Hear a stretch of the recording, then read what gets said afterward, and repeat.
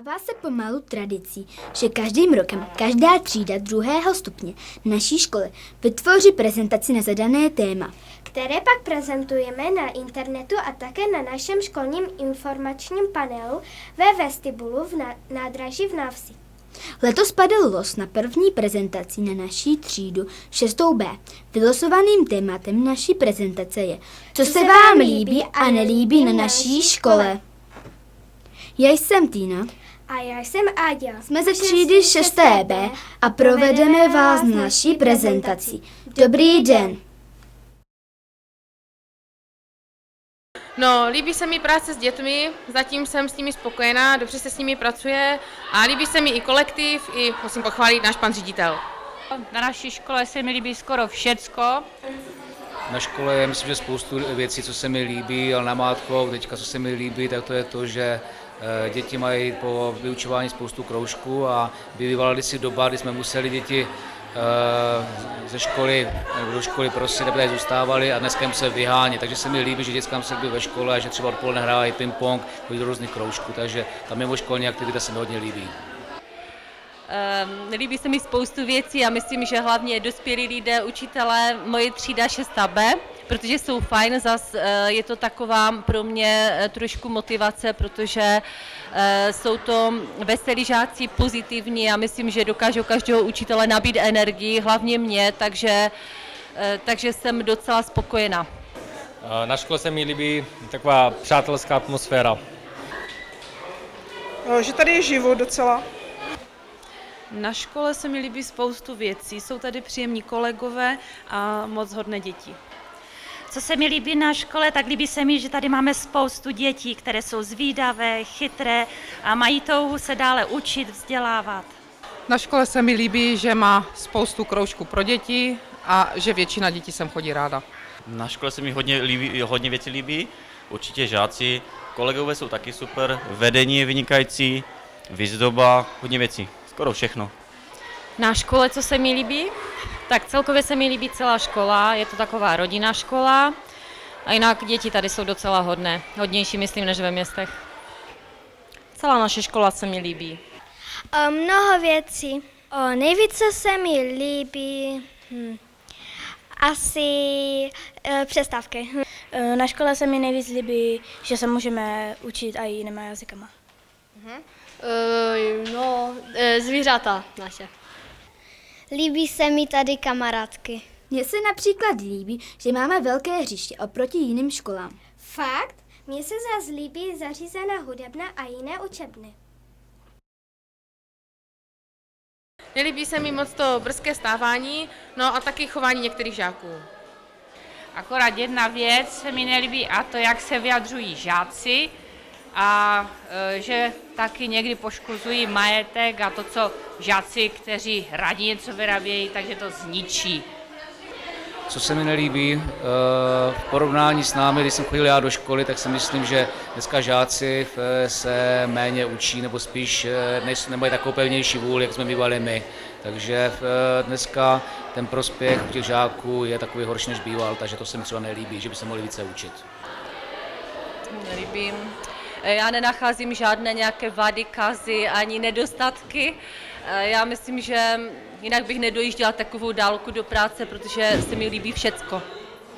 Že tady je někdy příliš život.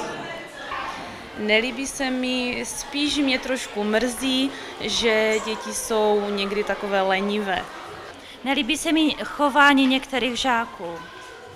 Jsem tam nepořádek, ale celkem jsem spokojená.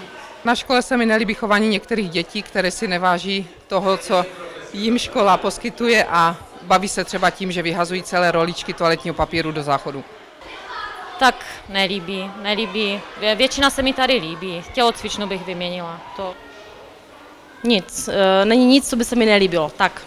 A vůbec se mi nelíbí dlouhé řady na obědě. Mně se zase nelíbí, když předbíhají třídy. Učím přírodopis, učím chemii, více mě baví asi ten přírodopis, i když žáky asi nejvíc baví pokusy v chemii. No, učila už jsem strašně moc předmětů, letos učím chemii, 8. ročníky, fyziku vlastně od 6. ročníku až po 9. ročník, A učím fyzikální praktika a vaření. Nejvíc mě baví vaření, protože to asi baví nejvíce žáky.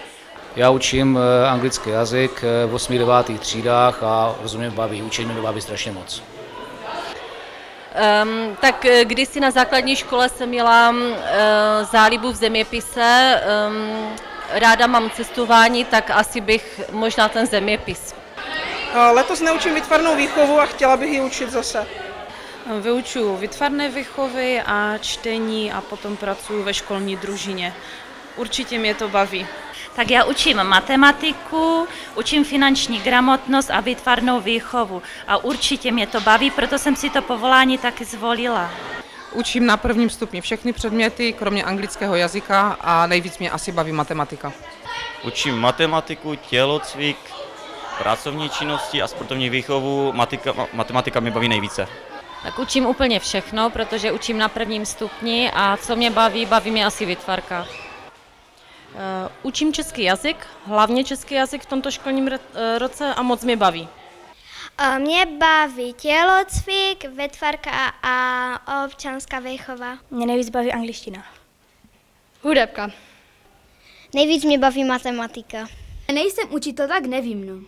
Jo, no.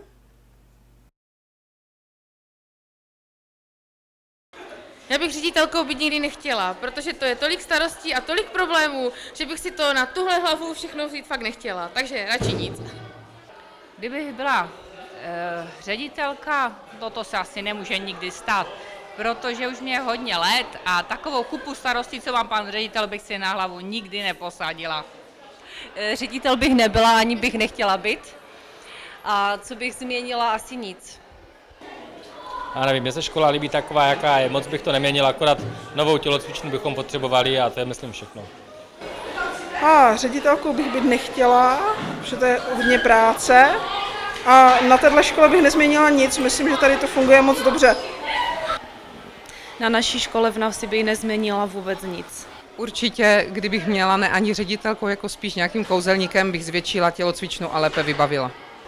Co bych změnila, tak určitě tělocvičnu, nějakou novou, krásnou. A kdyby tady bylo trošičku tepleji na chodbách někdy. To je docela těžká otázka. Teď mě nic moc nenapadá. Nevím, momentálně nevím. Pár věcí by to bylo, ale do kamery to neřeknu. Asi nic, protože já si myslím, že to tady máme dokonalé. No, asi bych dala menší fronty na obědě a bazén ve škole. Asi bych trochu zvětšila tělocvičnu. Postavila bych tady jízdárnu. Co bych změnil, kdybych byl učitelem? Víte, co bych změnil? Já bych změnil to, že učitel by mě hlavně měl učit. Ale dneska to je takhle, že učitel bohužel musí papírovat, takže bych změnil, aby bylo méně papírování, ale více učení. Já myslím, že každý z nás, který šel učit, šel to, aby učil a nevyplňoval papíry. Já bych třeba změnila záchody na 2. stupni. No jo, a já bych zase zvětšila tělocvičnu. Tak to je těžké, ale asi paní Šelku Kluzovou a paní učitelku Sabatovou. Tak nejraději mám asi pančelku Muchovou. Pančelku Muchovou, no a pančelku Sabatovou. A mám moc ráda paní učitelku Sabatovou a Kluzovou. Já taky, jsou skvělé. A ještě mám ráda pana učitele Sikoru.